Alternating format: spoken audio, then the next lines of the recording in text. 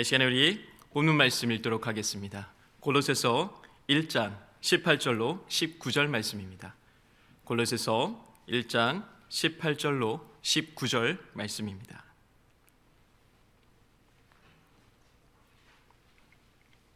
찾으신 줄로 알고 제가 읽도록 하겠습니다.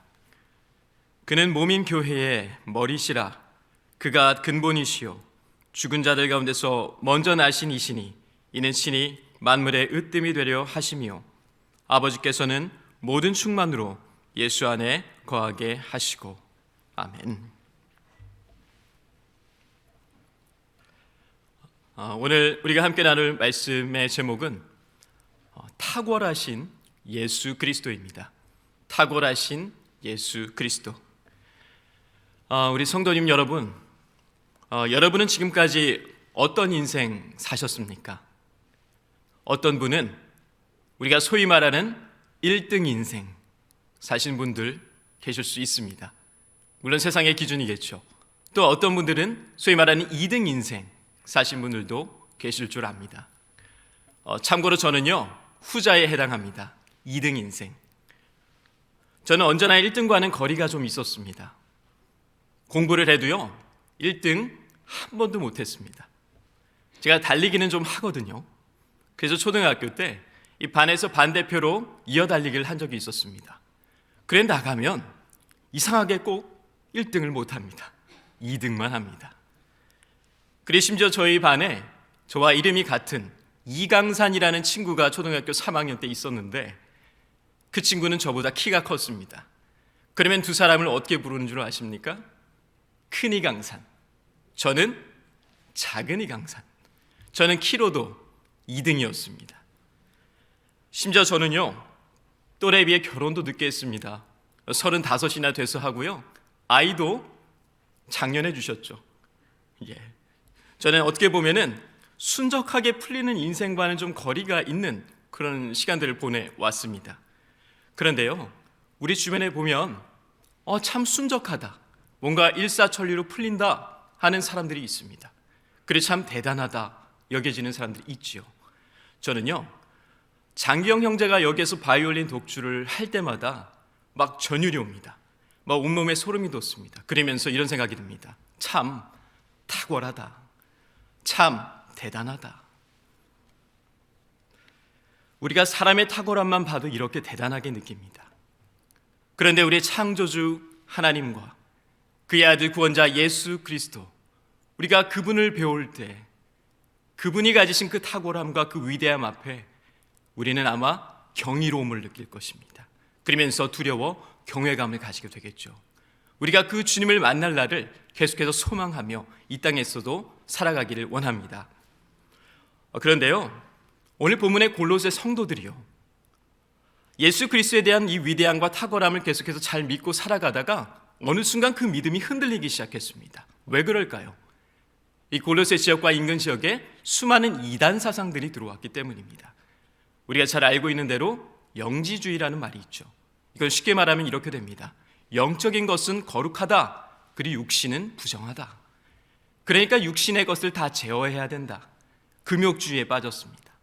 그리고 그 시대에 인근의 그리스, 헬라의 문화들이 들어오면서 그 철학들, 스토아학파와 그 많은 것들이 유입되면서 예수가 진짜가 아닐 수도 있다라는 의식이 이 골로새 지역에 퍼지기 시작했던 것이죠. 뿐만이 아닙니다. 예수가 정말 하나님의 아들이고 그가 중재자인가 사람들이 의심하기 시작했습니다. 우리가 성경에 보면 모세에게 율법을 전해준 것이 천사라 하여 이들은 예수님도 천사의 한 부류에 불과하다, 그러니까 예수만 믿을 것이 아니라 우리가 천사를 다 믿어야 된다, 그러면서 오히려 천사를 숭배하기 시작했습니다. 잘못된 사상이었죠. 그래서 사도 바울이 이 서신을 썼습니다. 급하게 썼죠. 옥중에서 썼지요. 그러면서 에바브라에게 소식을 듣고 나서 이렇게 전달한 겁니다. 사도 바울은 참으로 지혜로웠습니다. 이단 사상에 직접적으로 그들을 반격하기보다는 정말 예수 그리스도가 가지신 그 고귀함과 예수 그리스도의 그 위대함을 드러내면서 그가 가지신 것으로 너희가 진짜인 것을 제대로 믿으면 가짜는 사라진다. 그러니까 진짜를 믿어라 라고 사도 바울이 말을 했던 것입니다. 우리 성도님도 진짜를 믿으시길 바랍니다. 오직 예수 그리스도, 그분이 진정한 그리스도시요 메시아이시며 왕되심을 믿으시기를 바랍니다. 우리 본문에서 바울이 전하고자 했던 예수의 위대함, 그것은 특별히 세 가지로 전하고자 합니다. 첫 번째, 예수가 최고입니다. 아멘이십니까? 예수가 최고입니다. 우리 본문 18절 말씀 잠깐 보도록 하겠습니다. 그는 몸인 교회의 머리시라. 그가 근본이시오. 자, 성경은 우리에게 교회의 머리가 누구라고 말하고 있습니까? 예수님이라고 말하고 있습니다. 머리는 신체의 어디에 붙어 있습니까? 가장 위에 붙어 있습니다. 그러므로 최고, 가장 높은 곳에 있는 것이죠. 그리고 우리는 최고인 머리의 명령을 어떻게 됩니까? 따라야 합니다. 만약에 우리의 몸이 머리의 지시와 명령대로 따르지 않으면 그 몸은 정상이 아닌 것입니다. 우리 성도님들도 그리스도가 거하시는 성전입니다. 성령이 거하시는 성전이시죠. 그러므로 한 분 한 분도 교회입니다. 그러므로 이 건물의 지역교회뿐만이 아니라 우리의 삶도, 우리의 생활도 예수 그리스도의 그 명령을 따라야 함을 잘 기억하시길 바랍니다.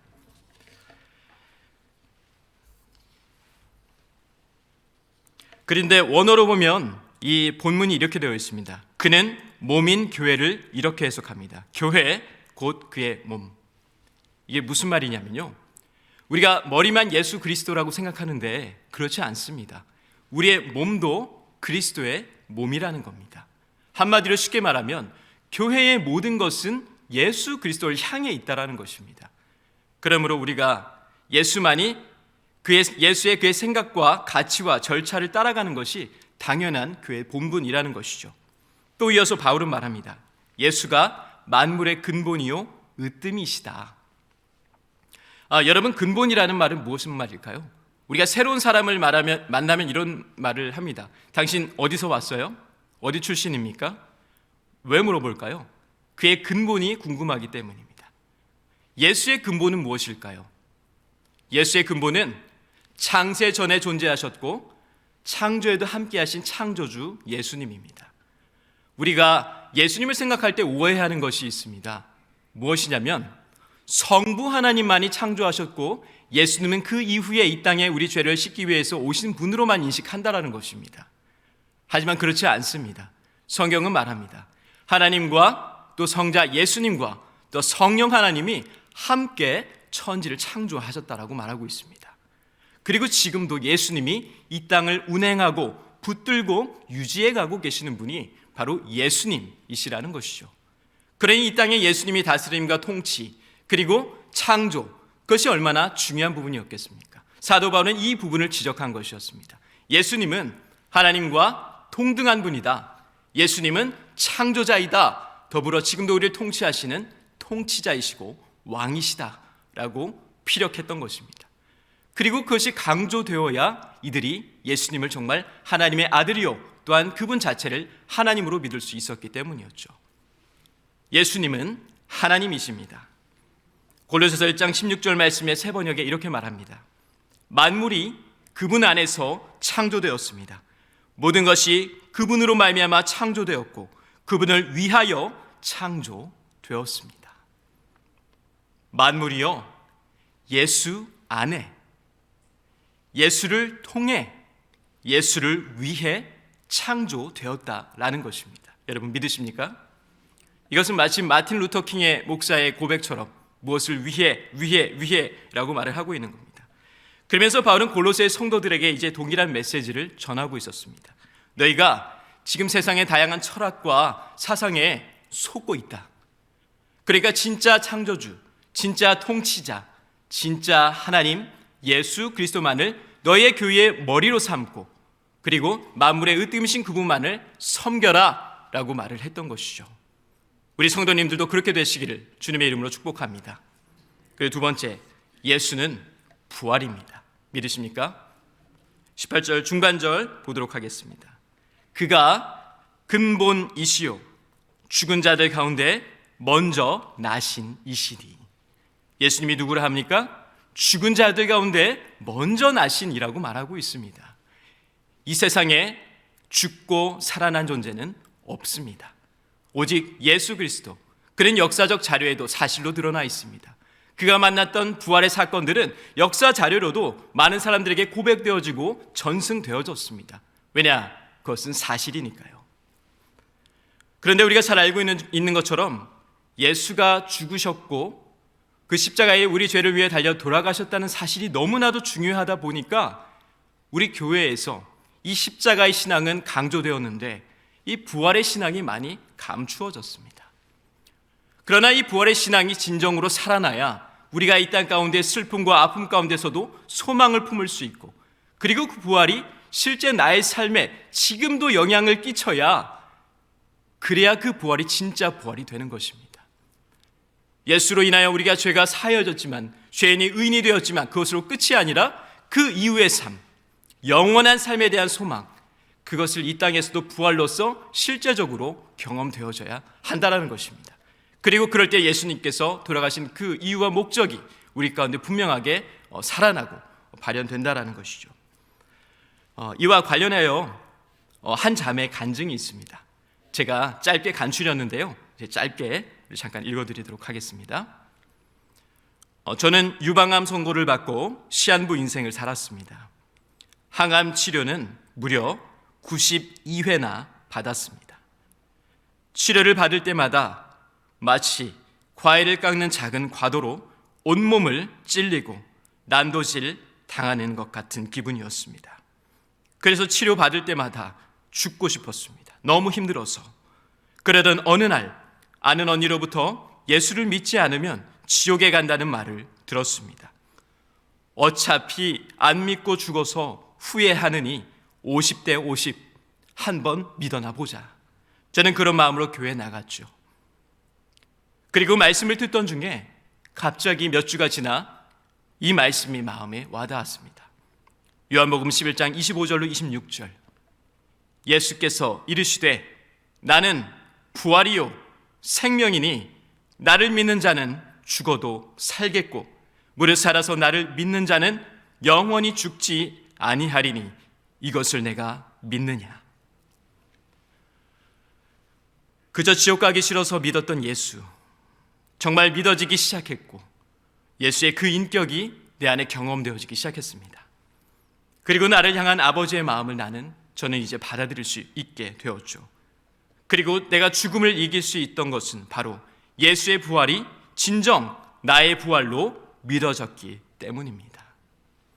그래서 저는 주변의 암 환자들에게 이렇게 말합니다. 예수 믿으세요. 예수 안에 참 생명과 부활이 있습니다. 이 천정은이라는 자매인데요, 이 자매는 지금도 잘 살아 있습니다. 2012년에 암 선고를 받고 무려 9년 가까이 살면서 자신을 하나님께서 살게 하신 목적이 예수 그리스도의 그 죽음과 그 부활의 의미를 전하고자 함이라고 사명으로 여기며 병원을 오가며 암 환자들과 또한 간증을 통해 예수 그리스도를 증거하는 귀한 삶을 살고 있습니다.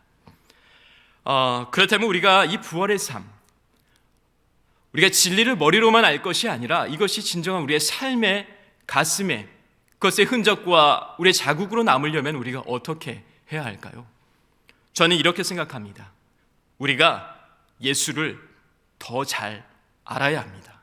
믿으십니까? 예수를 더 잘 알아야, 그래야 우리가 그것이 우리의 실제적이고 구체적인 간증이요 삶이 될 수 있다는 것입니다. 요한복음 17장 3절입니다. 영생은 곧 유일하신 참 하나님과 그가 보내신 자 예수 그리스도를 아는 것이니이다. 영생이 무엇이라 했습니까? 하나님과 그의 아들 아는 것이라고 했습니다. 그렇다면 영원한 생명인 부활을 우리가 이 땅에서도 누리고 또 영원한 소망을 가지려면 우리는 알아야 하는데요, 제가 이 알다라는 단어를 한번 찾아봤습니다. 그런데요, 이 알다라는 원어의 단어가 야다라는 뜻인데요, 그 뜻이 뭐냐면 나 저 사람 알아 라는 그런 추상적이고 멀은 개념이 아니라, 멀리 있는 개념이 아니라 아주 개인적이고 친밀하고 심지어 은밀하기까지 한 그러한 관계를 말한다는 겁니다. 우리가 예수님과의 그 관계에 있어서 내가 교회에서 듣는 말씀으로만 아는 그 진리의 지식에 머문 것이 아니라 정말 예수님이 나의 고백의 예수님이 되고 그 예수님을 내 삶과 계속해서 동행해가는, 바로 그 예수 안에 있는 그 풍성함과 그 부활의 기쁨과 감격과 또 우리를 죄에서 살리신 그 놀라운 은혜를 계속해서 우리가 마음에 되새길 수 있을 때, 그 관계를 통해서 우리가 예수를 안다라고 말을 한다는 것입니다. 그것이 기독교의 핵심이기도 합니다. 성 어거스틴이 말했습니다. 기독교의 핵심은 예수를 더 깊이 알아가는 것이다. 예수를 더 깊이 삶으로 알아가시는 우리 성도님들 되시기를 주님의 이름으로 축복합니다. 다음으로 세 번째입니다. 예수 안에는 충만함이 있습니다. 예수의 위대함 세 번째, 그의 탁월함 세 번째, 예수 안에는 충만함이 있습니다. 오늘 본문 골로새서 1장 19절 말씀입니다. 19절입니다. 아버지께는 모든 충만으로 예수 안에 거하게 하시고, 또 에베소서 1장 23절을 이렇게 말하죠. 교회는 그의 몸이니 만물 안에서 만물을 충만하게 하시는 이의 충만함이니라. 우리가 충만이라는 말을 많이 들었는데요, 이 충만이라는 것은요, 영어로는 우리가 fullness라고 하는데 가득 찬 걸 말합니다. 여러분, 성도님들, 이 물잔에 지금 무엇이 있습니까? 물이 있습니다. 그런데 만약에 이 물이 가득 차서 넘치는 그 상태가 되면 이것을 우리를 충만이라고 말할 수 있습니다. 말 그대로 물이 가득 차야 합니다.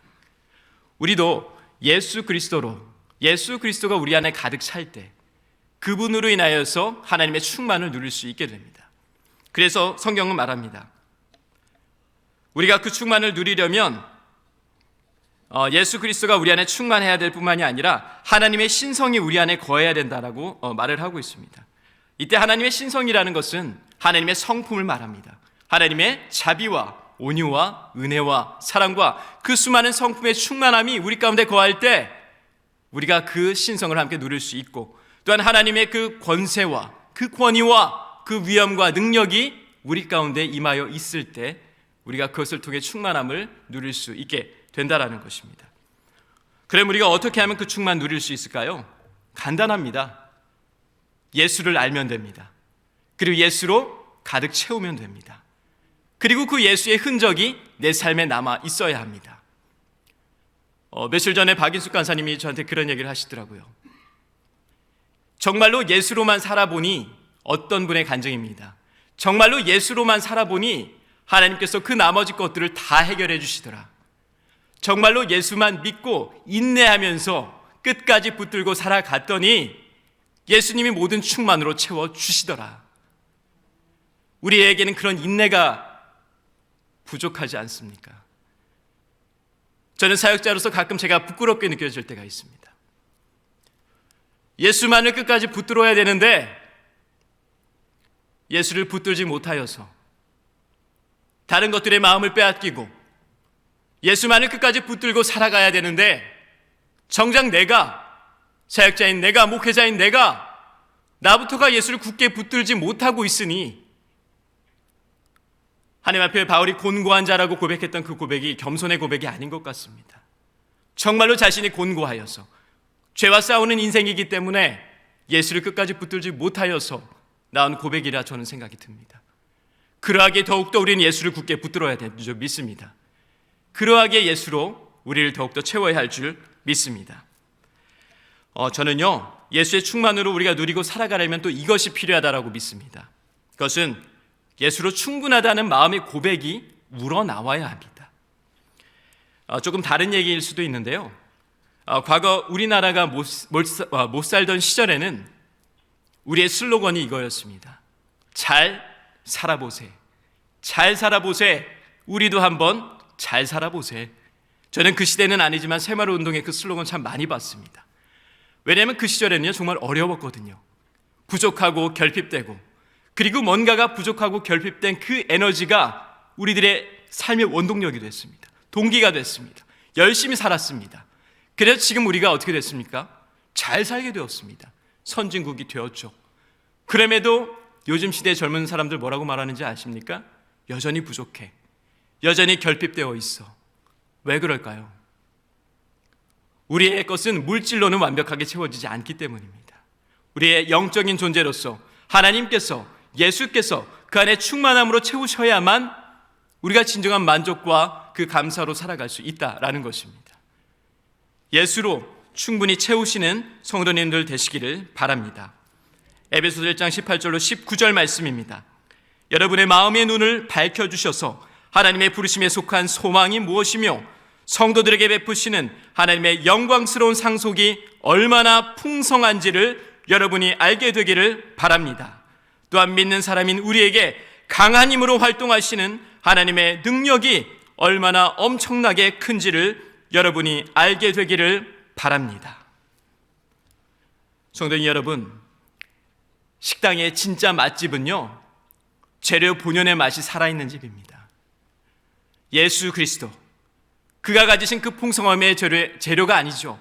예수 그리스도가 가지신 그분의 그 본연의 풍성한 맛이 우리의 삶에도 배어져서 우리도 예수 그리스도를 인하여서 행복하고 예수 그리스도로 인하여 만족하고 더욱더 그분을 붙들고 그 안에 사는 삶이 가장 큰 영광이요 가장 큰 기쁨이 될 수 있도록 우리가 더욱더 예수를 붙들고 살아가실 수 있는 우리 성도님들 되시기를 주님의 이름으로 축복합니다.